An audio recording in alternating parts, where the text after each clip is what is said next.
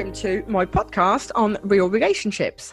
My name is Sophie Passon and I am a relationship expert, international speaker and best-selling author of the book Your Other Half. I decided to start this podcast because, in my opinion, relationships are currently not being portrayed as what they really are. Whether you're watching the news, TV, on social media, the perception given to people is wrong. And my aim is to talk about what happens in the real world, talk about real stories, and listen to what real people think, do, or go through, as opposed to creating expectations of something that doesn't actually exist. So I may not agree with everything that is said by my guests, but it is their chance to express their opinions and their stories. And here today, we are going to talk about the journey to a happy relationship with Charlie Parker Quaife. Hi, Charlie. Hi, how are you? I'm good, thanks. You? Yeah, pretty good. Yeah. Good. So can you tell us a little bit more about yourself, please? So I am a holistic therapist, and I live with my partner of 3 years. Yeah, 3 years. We're in our fourth, and yeah, we're happily cohabitating. Anything else? Yeah. So when you were younger, what was your idea of love? So you know, when you're finishing college and you have the 5-year goal. So my goal was to marry a pilot and have his babies. Okay, fair enough. That's very specific as well. I take it. Did that happen? No. Funny enough. Yeah. So I was an idealist. I just wanted the picket house and the fence, and believed that children and a husband and a house would make a relationship. I never I never saw a happy relationship, so I believed in what was on the telly, you know. What we believed in Disney programs. Prince and Charming and horses. Yes, basically, yes. Yeah. And I hunted for that. So I hunted for my tall, dark and handsome kind of guy, like adrenaline, and I never found it. Fair enough. Which I'm not really surprised, to be honest. I think, with so many people, when they're dating, they just expect literally Prince Charming rock up on his horse. Then you've got the ground that opens around you because it's just you two now around. And then you've got the violins at the back. And all the fireworks also happen.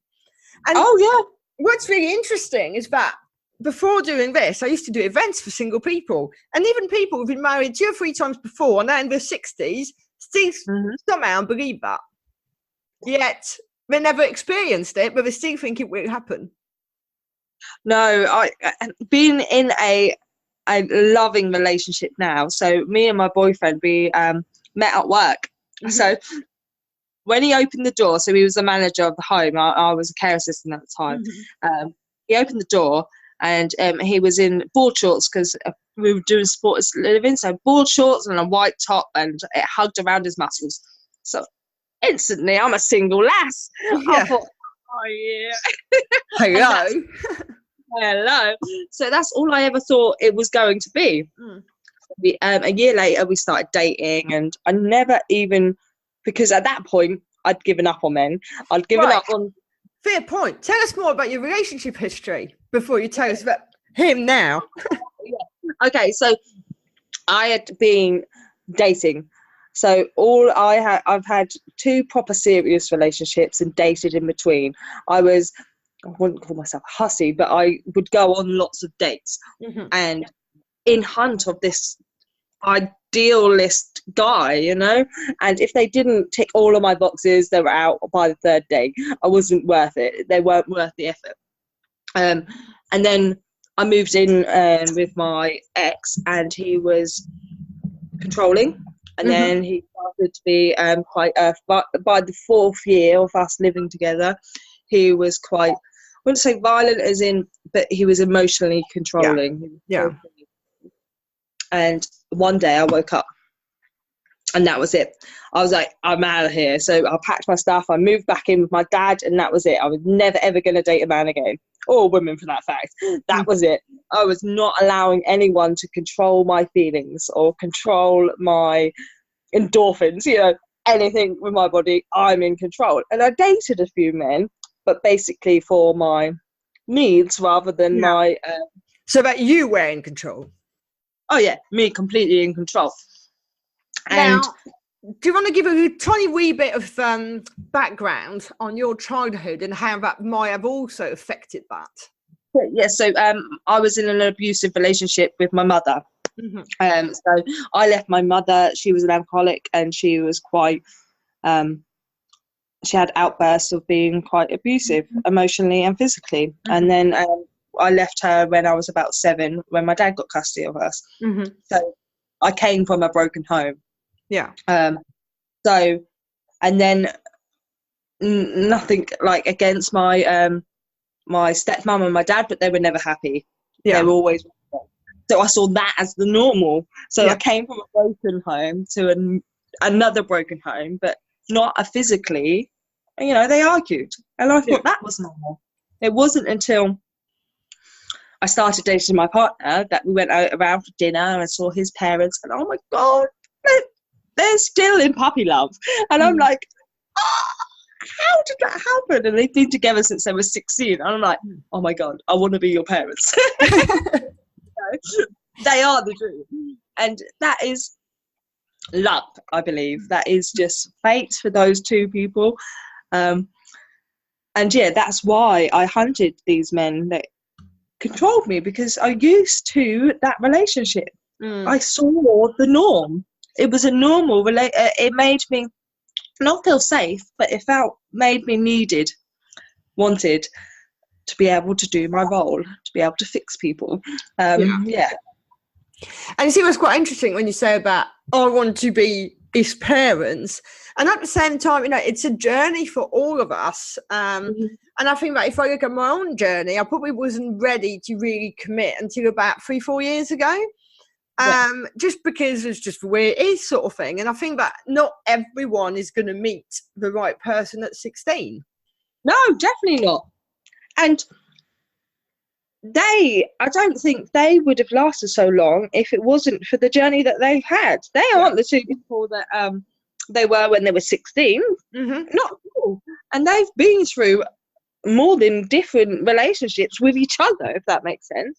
I don't know all the ins and outs, but they're in love now. I know that much, and that's all that matters for them. And yeah, So you were obviously wary of men, but what about the trust element? So I never, because of what had happened with my ex, and obviously with my previous history, I just didn't trust anyone. And it wasn't even anyone, it was everyone. I didn't trust anyone, including friends, relationships, anything. So I became very self-absorbed. In a good way. Like, I was just concentrating on myself. So in the past, so since 2014, 4 years, I set up a business. I've gone to college and I went to college, retrained. I set up a business. I bought a mortgage. I've been on a mission. I was like, and you only live once. It was just sort of like a wake up call. And in that process of discovering myself, I've discovered that I can trust people. So at the beginning of the process, I was just like, no, I don't need to be hurt again. I don't need to do this. Again, it was all about me. But yeah, this is it. The relationship that we have with everybody is a direct reflection of the relationship that we have with ourselves. Oh, yeah, if people are struggling to meet someone, what they need to do is to be happy single first. If they're not happy single, they want happy taken. End off. Whatever they think. You've got to have a happy relationship with yourself. Yes. You've got to be able to date yourself, basically. And that's what I did. But the 6 weeks before I started dating my boyfriend, I went on a holiday. I just got in my car and just started doing things that I enjoyed, and actually just discovering life in general. And then we started dating, and I remember him getting in the car, and I said something to him. It was something like, and I probably need looking after the most, because I always look after other people. We were having that sort of conversation. And he goes to me cheesily, well, I can always be that person. And we've never looked back. So one of the questions I had for you was whether you knew straight away that there was something different about him. And so he knows this, so I'm not treading on any toes. Yeah. But when I met him, I just basically liked his muscly arms. Yeah. He wasn't my type at all, because I had a type. They were tall, dark and handsome and muscly, really tall, because I'm a tall lass. So I always imagined that on my wedding day, he'd be taller than me and I'd be looking up, all of that. So when he asked me out for dinner, I snubbed him. And then a year later, he messaged me on Facebook and we were just flirting. And then he asked me out for dinner. And we didn't. Yeah, again. And I went, oh, what about cake? So we, one thing or another, we went out for breakfast.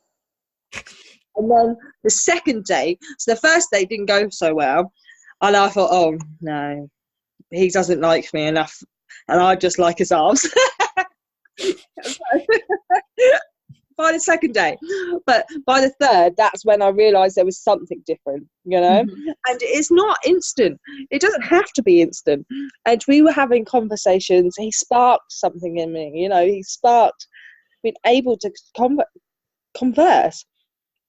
And I think that's what is important, and what I really, not that I knew your story, obviously, because, we met today, but I wanted to hear someone to say that. I mean, you're not the first one, you won't be the last, but so many people have got a bloody checklist that you mentioned, and we're looking to tick boxes, and actually, he's not taller than you. He's not this, he's not that. It's not, sometimes people grow on you, and you're better starting off on a friendship basis, because, that works. And then, yeah, definitely. Oh, don't get me wrong, he was attracted to me and I was attracted to him. But I realised that in a previous life, not to trust that inner instinct, because we are animals at the end of the day. Yeah. Our chemical reactions will happen just walking down the road. So, yeah, I was like, I'm not listening to the inner me. I just want to connect. And then by the fourth day, that was it. We knew that there was something, and there was something to develop. And then within a year, we were looking at buying our first home. So it's forever developing. Yeah. And like in any relationship, there are always challenging times. So what does pull you through? Communication, definitely. I honestly believe any relationship can work through communicating. And don't get me wrong, me and Will do have moments that we don't communicate. Life gets in the way. But we realised that all of our previous relationships, both of us, failed because we didn't communicate, we didn't compromise, and I want to come up with another C. Communicate, compromise. Well, funny you should say collaborate. What about collaborate? Collaborate, challenge, compromise, all of those, because you should challenge each other if you disagree, and it shouldn't be offensive. And we do. We often have debates about whether we want, I don't know, a light bulb or little things, and we weren't ever offended. So it was nice to have a relationship where I didn't have to try. Yeah, I could be myself, and he developed that within me, and I developed that within him. So it's trust again, back down to trust. Trusting that it's okay to be who you are. And if you've accepted that already, and then you go into a relationship already knowing that you are who you are, and that's the person you're meant to be, then I believe that you could make any relationship work, as long as they've got their shit together too. Yeah. And I think, going back to what we were saying about the 3 C's, I'm in the middle of writing a blog at the minute, which was kind of like sparked from a forum where basically the person was saying, out of these 4 qualities, you can only pick 2. What attracts you to someone? And it was money, looks, intelligence, or sense of humour. and you could only pick two. And I was like, well, actually, I can't pick any. And I really can't. And I replied saying, well, actually, for me, it's about connection and conversation. Because if you have that deep connection, you'll be able to talk about anything and you'll be able to communicate. And obviously, you have chemistry. You definitely. And me and Will, we've been up and down with our lifestyle, if that makes sense. Weird things have happened to us, but we've still got us at the end of the day. Like when I first met him, he had a flashy, well, he still has a flashy car now, but he was all flashed, you know. And now our perfect night in is having a hot chocolate together. You know, so it's not about the flash, it's not about ticking those boxes, it's about that connection, that chemistry, that and commitment to each other, because you've got to be able to compromise on things. Because if you just think about yourself, which obviously you've been doing if you're single for a while, you've got to be able to compromise, even if it's to the type of bread that you have. You know, that's what makes relationships, communication. Definitely. And I think it's also, you know, you've got to have the same views on life. You've got to have the same values. All of these things are important. And I think sometimes, as you rightly said, before him, you just looked at the wrong stuff in someone. Yeah. Yeah, definitely. I thought I could fix anyone because that's what I'd been put on this world to do. And discovered that maybe not actually. Maybe I'm just here to help people rather than fix them. Allow them to fix themselves. But yeah, Will didn't want anything from me when we first started dating, and I didn't want anything from him. We just wanted to be, and we had been single for quite a while. That we just wanted companionship, basically, because no one ever wants to be a Joey in a friends group. You know? It's hard being around couples and things like that, but at the same point, don't rush into a relationship just because you are that single person. No, I disagree. Some people are, I know it's a word that's normally used in a bad way, but desperate. And by desperate, I mean some people are generally desperate in the sense that, you know, they've been single all that time and they really have all that love to give and they can't. But forcing things to be and forcing things to happen, unfortunately, does not work. No, and the universe won't allow it to work. I honestly do believe that things happen for a reason. And if you force something, it's just going to fire back on you. It's like putting the wrong petrol in the car, isn't it? You don't put diesel in a petrol car, it's going to go wrong, isn't it? Yeah. So what are your thoughts on marriage? I had always wanted to get married. I always wanted that white dress. I always wanted my dad to walk me down the aisle and have the ring on the finger. But now, me and Will, yes, we want to get married, but it's not a necessity. Yeah. It happens, but we're quite happy just living our life. That drives our family up the wall. Yeah, I can imagine.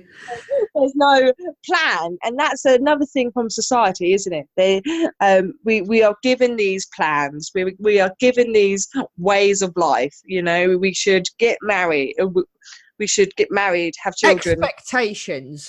Expectations, that's the word, not plans. We are given expectations of our being, and at the end of the day, we are still just animals. So why should we get married? And the thing is, I mean, if someone wants to, that's fine. If someone doesn't, that's fine too. I think the issue is, as you say, society, it kind of, you're at an age where you should. If you get to 40 and you haven't, they kind of like give up asking you because they feel that, you know, you might feel bad about yourself. And it's frightening, really. I mean, let's not get started on the question of them asking you when you're going to have kids. Let's not do that. Yeah. I'm just hit my 30s, so I'm like, I'm just blatant now. I'm truly blatant. If I get asked that, I'm like, well, I've got a coil. Yeah. I'm not going to have it in 5 years, darling. They're like,